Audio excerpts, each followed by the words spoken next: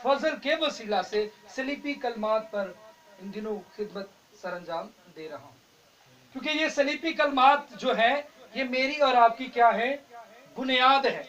याद रखें, आज हम अपनी बुनियाद को ही नहीं जानते, आज हम अपनी बुनियाद को ही नहीं जानते। आइए उसी बुनियाद में से दूसरा कलमा खुदावंद यीशु मसीह ने जो सलीब पर अदा किया, बाइबल मुकद्दस में से पढ़ेंगे बुजुर्ग लूका की अंजील उसका 23वां बाब उसकी 43वीं आयत। जरा आज ना सबने जल्दी जल्दी रेफरेंस पढ़ने हैं, ठीक है ना, हाँ, ताकि समझ आए। जिसको भी निकालता है वो जल्दी जल्दी पढ़े। जी जी, 43वीं आयत। उसने उससे कहा, मैं तुझसे सच कहता हूँ कि तू आज ही मेरे साथ फिरदौस में होगा। आमीन। बाइबल मुकद्दस में जो हमने रेफरेंस पढ़ा है, लिखा है कि उसने उससे कहा कि मैं तुमसे सच कहता हूं कि तू आज ही मेरे साथ कहां होगा, फिरदौस में होगा। याद रखिए, आज मैं नजरियात जो है ना हमारे बहुत सारे मसीही बहन भाइयों के, वो भी थोड़े से खुदा के कलाम में से ही हम सीधे करेंगे अपने, ठीक है। लिखा है कि उसने कहा कि आज ही तू मेरे साथ कहां होगा, फिरदौस में। याद रखिए, जब हम यीशु मसीह की जिंदगी पर गौर फिक्र करते हैं तो यीशु मसीह की जो जिंदगी है वो अंबिया की पेशन गोइयों के मुआफिक हुई। जब यीशु मसीह को सलीब पर चढ़ाया गया, जब यीशु मसीह के सर पर कांटों का ताज रखा, तो इस बात की पहले से ही हमें शहादत मिलती है। जब यीशु मसीह को कोड़े मारे गए तो याद रखें, लिखा है कि कोड़ों की मार से बदी दूर होती है। और अगर यीशु मसीह के सर पर कांटों का ताज रखा जा रहा है तो याद रखें, इब्राहिम को जो बर्रा दिया गया था, क्या उसका सर खाली था? कहां बसा था उसका सर? झाड़ियों में। कहां बसा था? झाड़ियों में।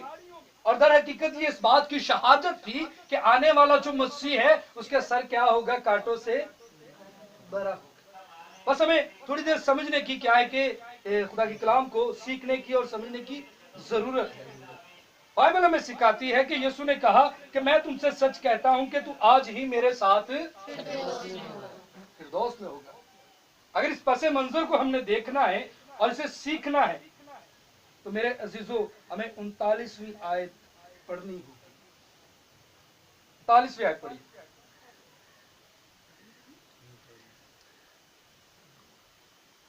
फिर जो बदकार सलीब पर लटकाए गए थे, फिर जो बदकार सलीब पर लटकाए गए थे, उनमें से एक ने यूं ही ताना देने लगा कि क्या तू मसीह नहीं, तू अपने आप को और हमको बचा। आमीन। अब यहाँ पर हमें क्या दिखाई दे रहा है कि जो डाकू यीशु मसीह के साथ मसलूब किए गए हैं, चढ़ाए गए हैं, उनके हाथों पैरों में कील ठोके गए हैं, उनमें से यीशु मसीह को क्या देने लगा? ताना देने लगा। ताने नु की कही दा सी? मेरा की कही दा? मेरा देने लगा कि तू खुदा दा कदूस है, तू खुदा दा मसीह है, तू खुदा दा बेटा है, ते अपने आप भी बचा ते मैनू भी बचा। ताना देने लगा। इस बात को याद रखना है कि ये डाकू क्या दे रहा था? क्या दे रहा था? ताना दे रहा था। मेरे अजीजों, याद रखें, ये डाकू जो है अपनी बहाली चाहता है, ये डाकू जो है अपनी सलामती चाहता है, ये डाकू जो है अपने आप को सलीब पर लटका देखना नहीं चाहता, बल्कि ये सलीब से नीचे उतरना चाहता है। लेकिन मांग के दारे है, ताना दे के। कितना मांग रहे हैं? ताना दे के मांग रहे हैं। याद रखें, ये यीशु मसीह के आगे दुर्ख्वास्त तो रख रहा है, इल्तिजा तो कर रहा है, मिन्नतें समाजते तो कर रहा है, लेकिन किस तरीके ना? ताना दे के। याद रखें, ये डाकू का रवैया है। ये डाकू का क्या है जी? रवैया है। और इसने जो चीज मांगी, बदनी रिहाई मांग ली है। इसने क्या मांग ली?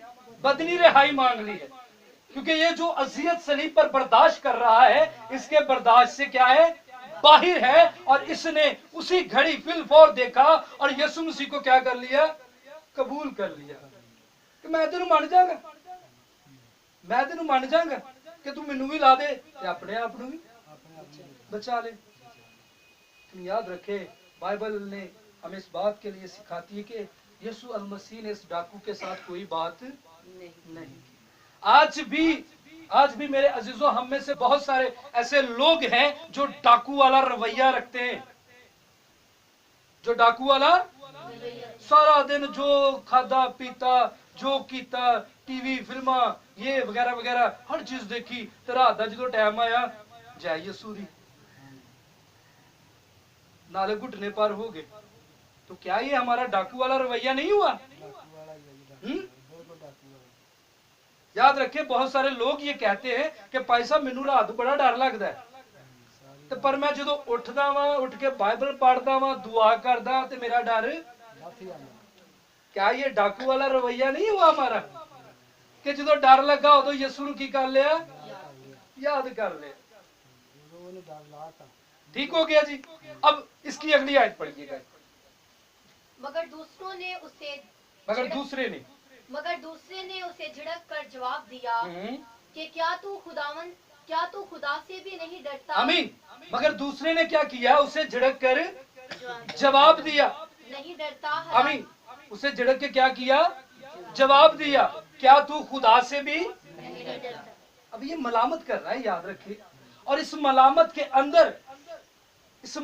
के अंदर हमें अंबिया की पेशन गोई भी दिखाई देती है। इस मलामत के अंदर हमें क्या दिखाई देता है, अंबिया की पेशन गोई भी हमें क्या देती हैं, दिखाई देती हैं। और दूसरे डाकू ने क्या तू खुदा से भी नहीं डरता?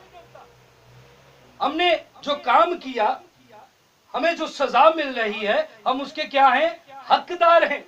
हमने लोगों का ना हक लिया है, हमने चोरियां की हैं, डाके डाले, कत्लो गारत की, हमें अदालतों में घसीटा गया, हम पर मुकदमा चला और हम पर हमारा गुनाह साबित हुआ और आज हम उस सजा को भुगत रहे हैं।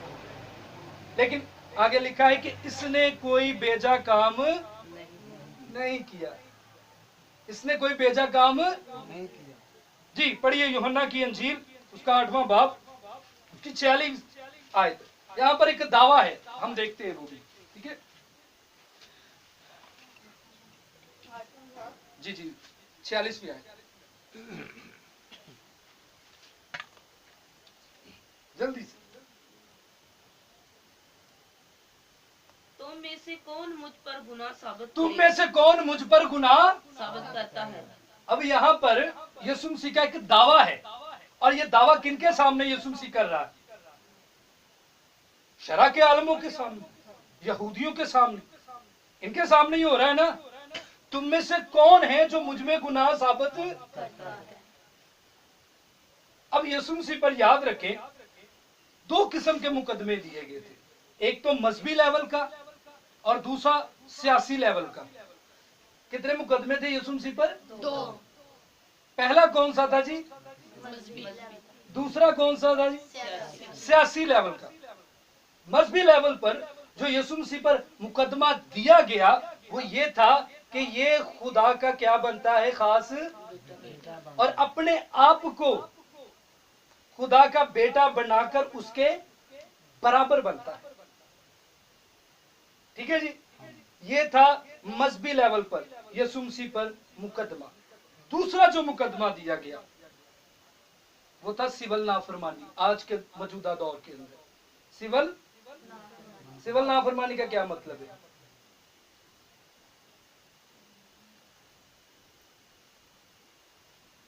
सिविल नाफरमानी जो है, अगर मैं उस दौर से शुरू करता ताकि सही तौर से हमें क्या लगे, समझ आ जाए।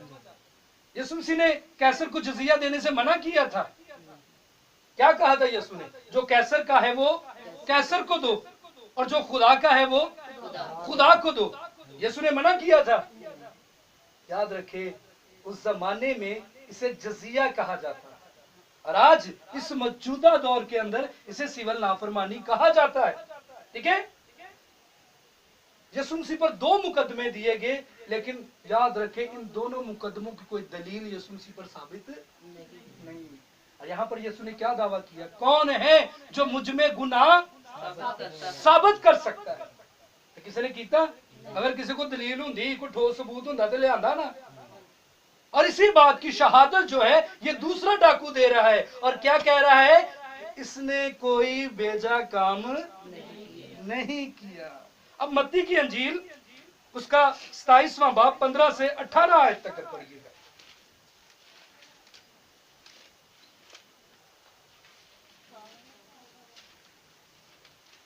बेटा की गल है, आज बड़े सुस्त होए पे हो, जल्दी जल्दी है। 27 15 से 18।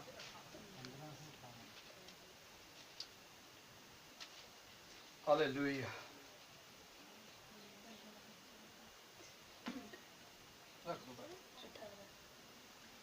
और हाकिम का दस्तूर था और हाकिम का दस्तूर था कि ईद पर खुदा लोगों की खातिर एक कैदी जिसे वो चाहते थे छोड़ देता था। उस वक्त बरबा नाम उनका एक मशहूर कैदी था। बस जब वो इकट्ठे हुए तो पिलातुस ने उनसे कहा, तुम किसे चाहते हो कि मैं तुम्हारी खातिर छोड़ दूं? आगे। बरबा को या यीशु को जो मसीह कहलाता है। जी जी। क्योंकि उसे मालूम था कि उन्होंने उसे हसद से कहां से पकड़ाया है? हसद से। दलील दुलूल कोई नहीं जे, केड़ी बुनियाद पे फड़ाया? हसद की बुनियाद से। ठीक है। अब यीशु मसीह को अदालत के अंदर पेश किया गया, बादशाह के हुजूर लाया गया, और जब बादशाह के हुजूर यीशु मसीह को लाया गया तो बादशाह एडा बेवकूफ नहीं सी। बादशाह एडा बेवकूफ नहीं सी। बादशाह बनना कोई सौखी गल नहीं जी, अकल ते दानिश चाहिदी जी। आज खुदा किसी नूं मरतबे ते खड़ा करदा है ना, किसी मरतबे ते कुछ खुदा उन्हों ऐसी सलाहियत अता करदा है जी, खुदा उन्हों इस काबिल करदा है कि किसी मरतबे ते क्या हो जाए। अब जो है बादशाह ने इस बात की छानबीन की है, और उसने क्या कहा कि मैंने इसके अंदर किसी किस्म का गुनाह नहीं पाया। और किस बुनियाद से पकड़ाया गया? हसद की बुनियाद से। अब यूहन्ना की मत्ती की अंजील उसके 27वें बाब की 22, 23, 24। अब यहाँ पर देखिए, रोमी हुकूमत के अंदर, हिस्ट्री के अंदर पहली मर्तबा ये काम हुआ है। पिलातुस ने उनसे कहा, फिर यीशु को जो मसीह कहलाता है क्या करूं? सब ने कहा, वो मसलूब हो। वो क्या हो? मसलूब हो। मसलूब किस बुनियाद पर? हसद की बुनियाद पर। आगे। उसने कहा, क्यों? उसने क्या बुराई की है? मगर वो और भी चिल्ला चिल्ला कर कहने लगे, वो मसलूब हो। जब पिलातुस ने देखा कि कुछ बन नहीं पड़ता, उल्टा क्या हुआ जा रहा है? बलबा होता जाता है, तो पानी लेकर लोगों के रूबरू अपने हाथ धोएं और कह, मैं इस रास्तबाज के खून से बरी हूँ। आमीन। बरी हूँ, तुम जानो। आमीन। अब बादशाह ने क्या देखा? बादशाह ने ये बात देखी कि वलबा हो रहा है, मुल्की हालात जो है वो खराब हो रहे हैं, मेरी कुर्सी जाती रहेगी। लेकिन इस बादशाह ने रोमी हिस्ट्री के अंदर बाइबल की अगर आप मुतालिया करें तो बाइबल के मुतालिया में आपको भी रोमी बादशाह ऐसा करता हुआ कहीं भी दिखाई की गया उन्हें कि मैं अपने हाथ तो ना ते मैं इस रास्तबाज दे खून तो किया बरी हां, तुम जानो। किस बुनियाद पर यीशु मसीह को पकड़ाया गया? अब यहाँ पर अंबिया की पेशन गोइयों का पूरा होना भी क्या था? लाजिम था। ज़बूर की किताब, जल्दी से 60 ज़बूर उसकी 18 आयत।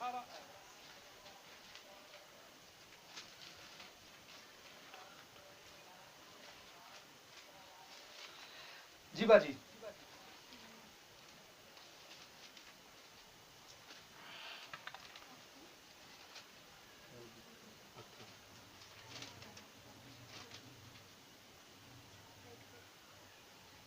अठारह तो पता लग रहा है कि किनियों को बाइबल खोल के बेंदे ही हो हैं? अगर मैं 18 है। अगर मैं बदी को अपने दिल में रखता अगर मैं बदी को अपने दिल में रखता तो खुदावंद मेरी ना सुनता। हालेलुया। अगर मैं बदी को अपने दिल में रखता तो खुदावन मेरी ना सुनता। आगे सुनिएगा जी। लेकिन खुदा ने यकीनन सुन लिया है, उसने मेरी दुआ की आवाज पर कान लगाया है। खुदा मुबारक हो जिसने ना तो मेरी दुआ को रद्द किया और ना ही अपनी शफकत को मुझसे बाज रखा। 68 ज़बूर है ये। 68 ज़बूर की जो 18वीं आयत है उसने तूने आलम बाला को सौत फरमाया, यही है जी जी। तू कैदियों को साथ ले गया, तुझे लोगों से बल्कि सरकशों से भी हदिये मिले ताकि खुदावंद खुदा उनके साथ रहे। आमीन। खुदावन खुदा कहाँ रहे? उनके साथ रहे। किनके साथ? जो लोगों को साथ ले गया। किनके साथ रहे? उन कैदियों को कहाँ ले गया? आलमे बाला पर ले गया। उन कैदियों को कहाँ ले गया? अब याद रखें, इस सलीब पर एक बहुत बड़ा नजात का काम हो रहा है। बहुत बड़ा नजात का क्या हो रहा है? काम हो रहा है। उसके सलीब पर चढ़ जाने के वसीला से, उसके हाथों और पैरों में और सर में और पसली में और बेइज्जत हो जाने के वसीला से नजात का काम हो रहा है। आज नजात के बहुत सारे अलग अलग थॉट दिए जाते हैं, लेकिन याद रखें, इस नजात की तालीम जो है बाइबल मुकद्दस के मुआफिक हम देखेंगे। आमीन। कि दर हकीकत नजात है क्या? अब बाइबल मुकद्दस में सिर्फ 3 मरतबा फरदौस का लफ्ज आया है।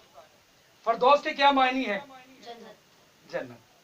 ठीक है, फरदौस के क्या मायनी है? अब फरदौस के अंदर हमें दाखिल किस तरह होना है ये भी हम देखेंगे, और कौन से लोग इस फरदौस के अंदर दाखिल होंगे। पहला पतरस 3 बाब 18-19 आयत। पहला पतरस 3 बाब 18 और 19 आयत।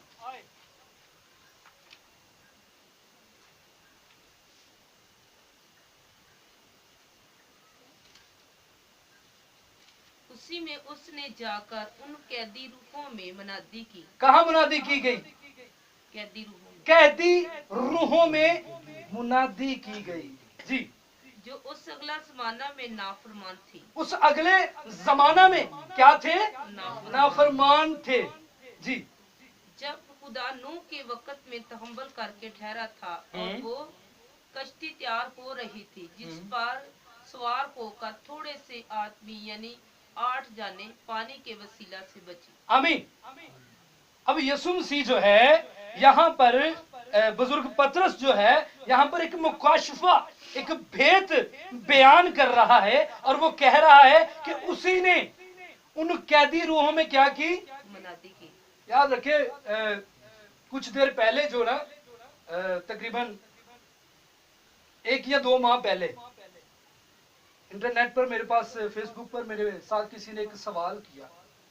ठीक है, उसने कहा भाई साहब ये मुझे बताएं कि अगर नेकोकार जो हैं वो आसमान पर चले गए हैं तो यीशु मसीह के इस जमीन में आने का क्या मकसद? समझ रहे हो ना? अगर मुकद्दसीनों की रूहें, ईमानदारों की रूहें आसमान पर चले गई हैं तो यीशु मसीह का इस जमीन पर आने का क्या फायदा? अब इस बात को, इस भेद को जानने के लिए मुकाशफा की किताब उसका पहला बाब उसकी 18वीं आयत पढ़िएगा। ਅੱਜ ਕਹਿੰਦੇ ਹੋਗੇ ਭਾਈ ਸਾਹਿਬ ਹੋਰ ਹਵਾਲੇ ਪੜਾਈ ਜਾ ਰਹੇ ਨੇ ठीक है मुकाशफा की किताब पहला बाब 18वीं आयत और जिंदा हूँ मैं मर गया था और देख अब्दुल अबाद जिंदा रहूंगा और मौत और आलमे रुआ की कुंजियां मेरे पास। आमीन। मैं मर गया हूँ था और अब क्या हूँ? जिंदा हूँ। और क्या है उसके हाथों में? आलमे अरवा की क्या है जी? ए आलमे अरवा कीजिए, ए आलमे अरवा कीजिए। याद रखें ये आलमे अरवा जो है आसमान और जमीन का क्या है? इख्तियार है। बाइबल मुकद्दस मुकाशवा की किताब पहला बाब 18वीं आयत हमें इस बात की तस्दीक दिलाती है कि यीशु मसीह ने ये इख्तियार क्या लिया है? अपने पास लिया है। किसी से छीना है, किसी से हासिल किया है और ये इख्तियार अपने पास क्या कर लिया? रख लिया है। और ये इख्तियार था कहां पड़ा? पतरस किस बात की शहादत देता है? अबलीस के पास पड़ा था। और ये इख्तियार अब किसके पास है? यीशु के पास। अच्छा, वो तमसील में दे रहा था, अब मैं उसका खुलासा भी करता हूं ताकि आपको पूरे तौर से इसकी ना समझ लगे। उसने क्या कहा था कि पादरी साहब, अगर यीशु मसीह नीचे है और मुकद्दसीनों की रूह ऊपर है तो यीशु मसीह के आने का क्या फायदा है? याद रखिए, आज हम आलमे अरवा और जन्नत को और खुदा की बादशाही को गलत चश्मे में देख रहे हैं, गलत चश्मे में देख रहे हैं। क्या लिखा है मुकाशवा की किताब में कि जब मसीह यीशु अपने जाहो जलाल में आएगा तब जमीन क्या करेगी? अपने मुर्दे, और समंदर और जंगल बियाबान अपने मुर्दे देगा। क्यों? जे मुकद्दसां दी रूहां उत्ते चले गई है तो जमीन नूं की लोड़ जे कि मुर्दे देवे? जमीन नूं कोई लोड़ है वे क्यों मुर्दे देवे? याद रखे, फरदौस और खुदा की बादशाही तब शुरू होगी जब जमीन अपने मुर्दे देगी और वो मुकद्दसीनों की रूहें उन मुर्दों में क्या होंगी?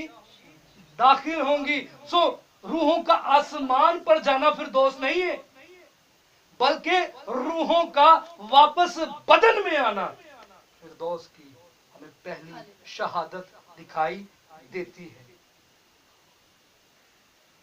सानू क्या जी सिखाया जाता है? आए मारे बाप पढ़ो, तौबा करो, बपतिस्मा लो तो तुसी खुदा दी बादशाही दे की हो? फिरदौस, खुदा की बादशाही। पहले आप कहां जाएंगे? आसमान पर। उसके बाद जब मसीह यीशु अपने जाहो जलाल में आएगा, जमीन की करेगी? अपने मुर्दे दे देगी। उन मुकद्दसीनों की रूहें फिर वहां पर ट्रांसफर होगी। आमीन। यूहन्ना की अंजील 20वां बाब 18वीं आयत।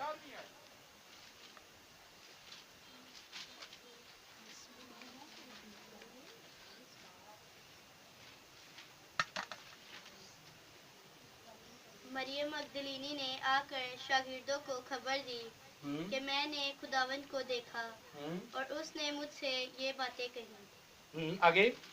फिर उसी दिन जो हफ्ता का पहला दिन था, शाम के वक्त जब वहाँ के दरवाजे जहाँ शागिर्द थे यहूदियों के डर से बंद थे, यीशु आकर बीच में खड़ा हुआ और उनसे कहा, तुम्हारी सलामती हो। आमीन। और ये क्या? आमीन आमीन बेटा। अब यहाँ पर इस बेटी के लिए जोरदार ताली बजाए, क्योंकि ये बेटी ने रेफरेंस जो पढ़ा है बिना किसी रुकावट के पढ़ा है। ठीक है। अब याद रखें, यहाँ पर हमें एक यीशु मसीह की तस्वीर दिखाई दे रही है। तस्वीर क्या दे रही है? दिखाई दे रही है कि हफ्ते के पहले दिन, तो बाकी दिन कितने सी यीशु? क्या आसमान थे सी? पता। ठीक है। कैदी रूहां च की कर रहे सी? मनादी कर रहे सी। उन्हां नू फिरदौस च की कर रहा सी? शामिल कर रहे हैं। अब यहां पर हमें इस बात की जो है तस्दीक भी दिखाई दे रही है कि यीशु मसीह 3 दिन नीचे रहा और 3 दिन के बाद आसमान पर नहीं गया, बल्कि अपने रसूलों के साथ मुखातिब होने के लिए गया। और जब बाइबल मुकद्दस में लिखा है कि जब यीशु मसीह को मरियम मकदलीनी छूने लगी तो उसने क्या कहा यीशु मसीह ने, मुझे छूना क्योंकि अभी मुझे मेरे बाप के पास जाना। यह है अहद की कुंजियों को अथॉरिटी, इख्तियार जो यीशु मसीह को क्या हुआ, मिल गया। और यीशु ने कहा मुझे अभी छूना नहीं क्योंकि अभी मुझे मेरे बाप के पास। हुण जो यीशु है गल कह रहे हैं ते असीं यीशु दी मन्नीए कि किसी होर दी मन्नीए? यीशु कह रहे कि मैं हले बाप को जाना है। ते अज सानू फरदौस दे तलक में पता नहीं की दस्या जा रहा है। याद रखे फिरदौस जो है वो किसी प्लेट में नहीं मिलेगा आपको, ठीक है? आप मसीही हैं, आप ये मत समझे कि आप खुदा के कलाम की खिदमत कर रहे हैं, आप यहोवा खुदा के फॉलोअर हैं, आप खानदानी मसीही हैं, आपने तौबा कर ली, आपने बपतिस्मा हासिल कर लिया, फिरदौस ऐसा नहीं। आमीन। आइए अपने सुर को हालेलुया। अब आप हम तेरा शुक्र करते हैं तेरी कलाम के लिए, जो हमने सुना सीखा।